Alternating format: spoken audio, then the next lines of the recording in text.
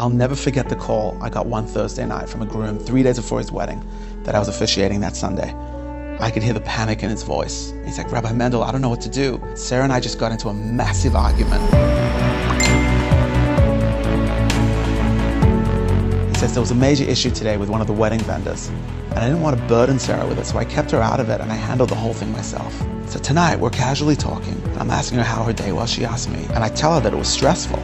And I explained to her what I dealt with. Somehow the conversation goes from that to her saying, you take me for granted, you have no idea how much I've done for this wedding, and it erupts into a full-on fight. How in the world did she find a way to be hurt by the very words that I intended to be thoughtful and loving? What am I supposed to do, Mendel? So I'm sitting there and I'm thinking, and it suddenly hits me. There's a Kabbalistic concept called Bittul that I'd studied my whole life, and it was at that moment, at 34 years old, that I was first beginning to truly understand its meaning. I said to him, you've got this all wrong. You're making this all about you. But this isn't about you. You're stuck in your head and are completely missing paying attention to what she needs right now, to what you're needed for. Bittul is the art of taking your sense of self, your ego, which is really a very limited perspective of the world, and you surrender it to a much larger perspective, understanding that you alone never see the full context in anything. So the name of the game right now is for you to find a way to make her feel appreciated in her love language, and this entire thing goes away. You and I both know that she has worked so hard for this wedding.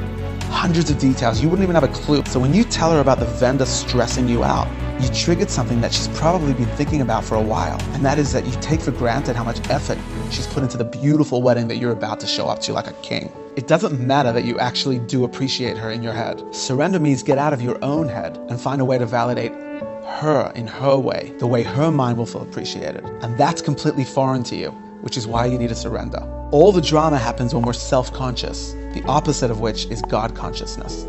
On Rosh Hashanah, we get together to grow, to inspire, to connect, and to celebrate the birth of humanity and our capacity to constantly put forth a better version of ourselves. Ironically, by surrendering the body's sense of separateness to the soul's oneness, you end up celebrating each other's differences. So while I'm really excited about the Acapella group that just keeps getting bigger and better, and all the other new things that we've incorporated into this year's High Holiday program, I'm mostly looking forward to growing together with all of you as we take on Rosh Hashanah and Yom Kippur this year at the Sofitel Hotel. Thank you for continuing to trust me with the spiritual ambience of your unique journey in this world. Shana Tova.